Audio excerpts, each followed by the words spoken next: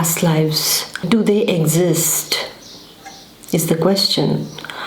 I have to tell you, I just absolutely didn't believe in the theory of a past life. I was feeling we have one life, we have to live it well, and we have to go away, that's all.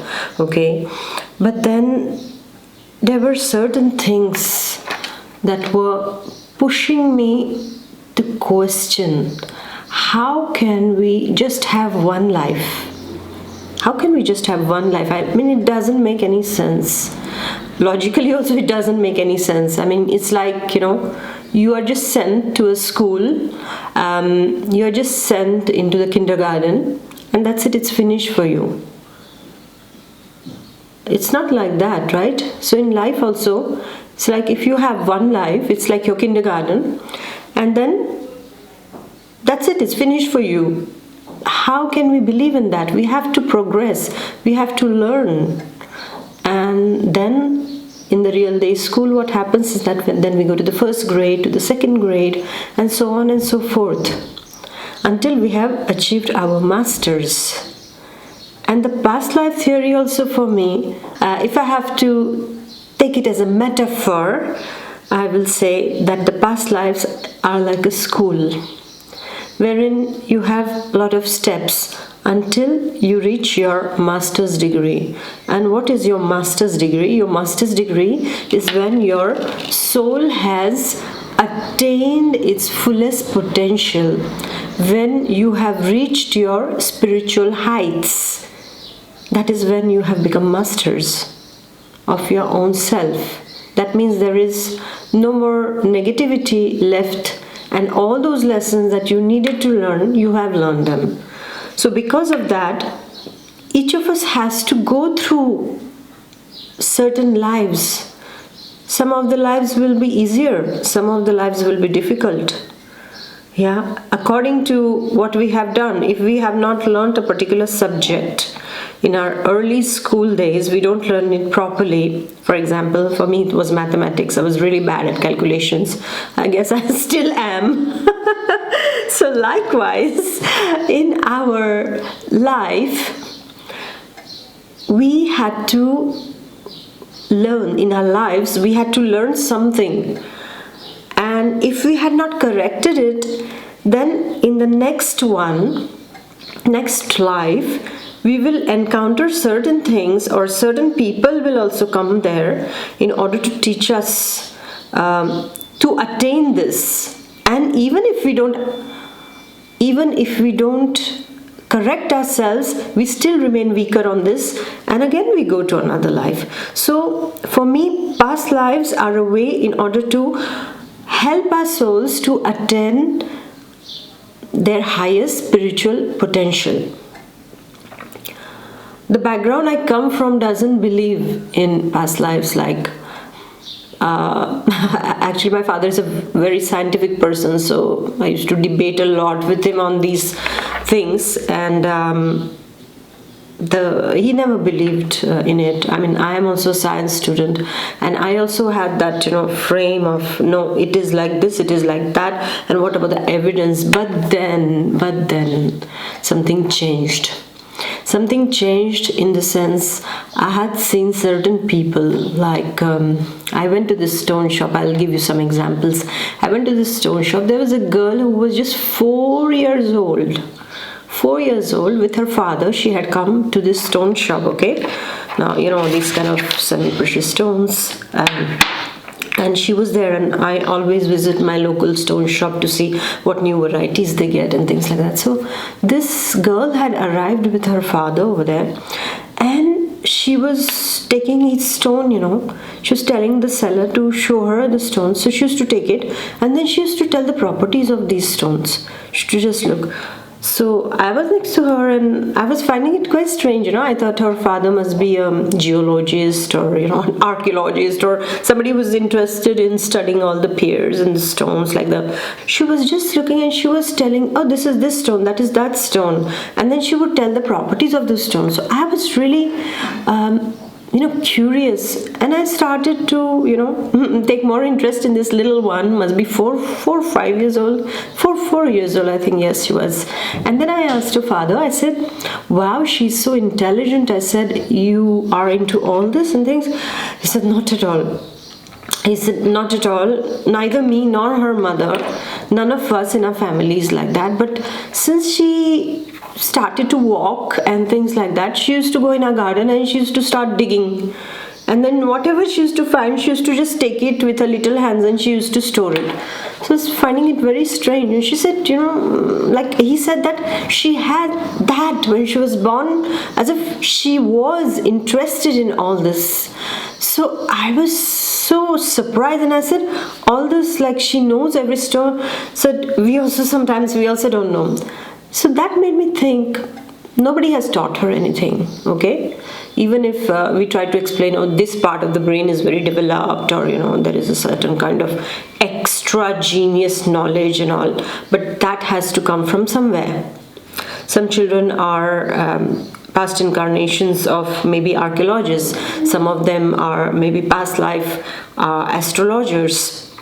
So the moment they are born in this life, the moment they find that book or they listen to all this immediately, like for them it's like somebody has turned the key and then they are swimming in their own water. They are comfortable. And many of the evidences that we find on YouTube, if you want, there is this story of this Scotland boy. They have really, it's a wonderful documentary. I mean, but really this boy, how he remembers it, he's just, again, the age group is from 3 to 5 or 3 to 7 maximum, okay? And people remember, these little children, they remember what happened and where did they live, everything they can make out. They can tell the names of their mother. So for me, it was like, it would be foolish to just say, because it is not written so over here, so I don't believe in it. Or it is, like, it has to be proved yet, or things like that. And then, so I started telling myself, I cannot be that rigid. We have to be open to things. We have to be open to things, because if we are not open to things, we miss out on the magic of the universe. Honestly, the absence of the evidence is not the evidence of its absence. That is what I felt. And even in my own life, when I started to,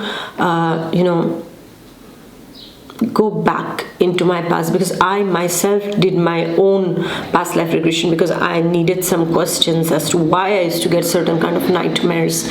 What was it linked to? Was it that because I had certain kind of insecurity inside of me regarding a particular scene or things like that?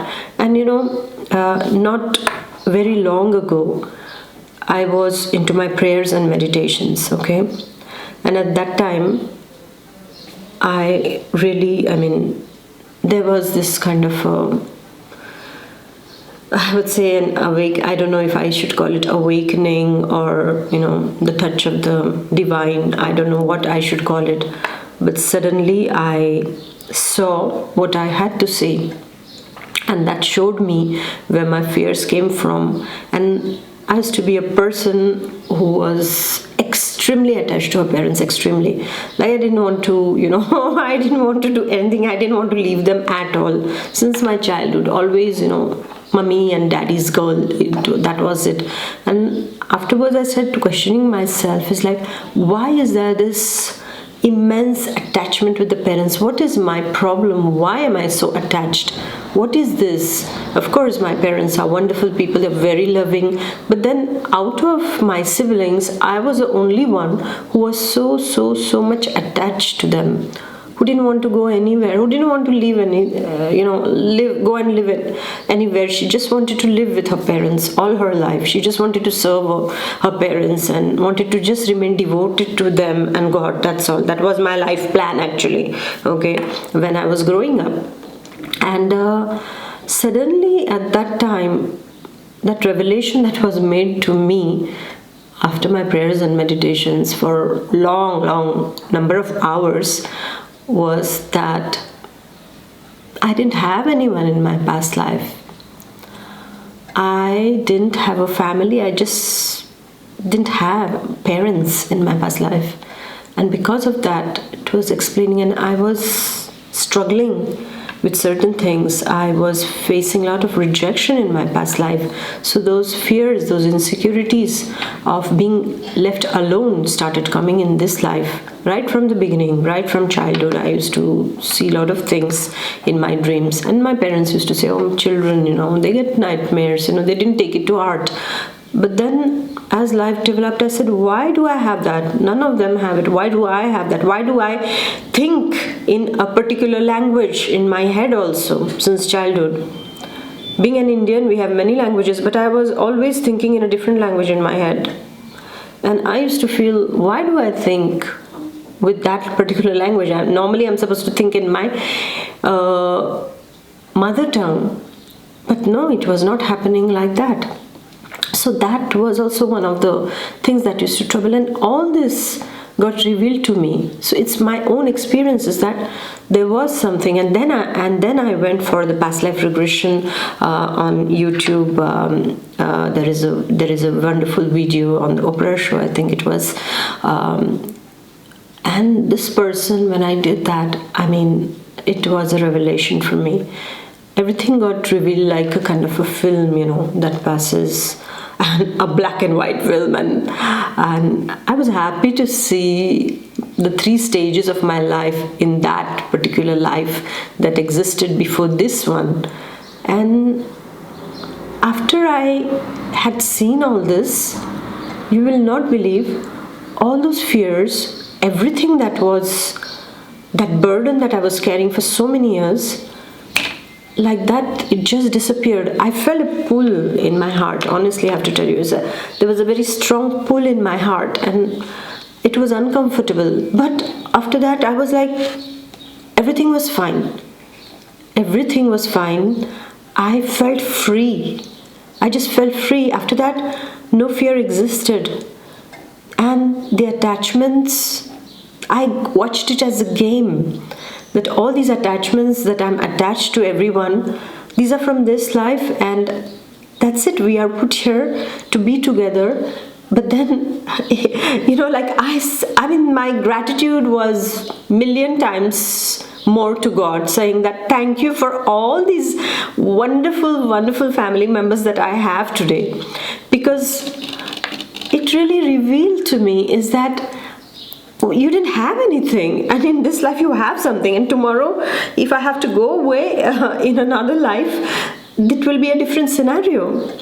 So for me, when I saw all these and when I faced this liberation that came, it was really a liberation, honestly. I can never, ever forget that feeling, and I just prayed to God, and I was singing praises to God. I was like, thank you for just, liberating me from that fear that I was carrying so much inside of me, that fear of being rejected, that why did I get, when everything was there, what that fear of rejection meant, or whatever it was linked to, everything was free now. I was free, and I was viewing my parents in a different light now. I actually looked at them like, these are the bestest gifts that I have. Of course, parents are always good. Parents are always a good gift that we have for ourselves. But I saw it that way. So I want to say is that, yes, past lives do exist. So we have to know is that the past lives are not just, it's like kind of a theory. We have to know is that when things are being right in front of us, we are seeing it happening. We are seeing that child is telling everything, says your name was this and your name was that, and my mother's name was this, and her hair was not this color, it was this color, her eyes were of different color.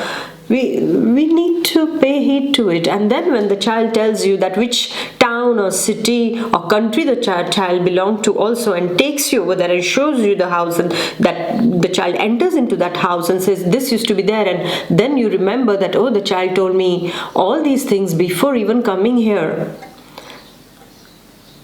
At that time we cannot but say yes, past life exists. It does exist.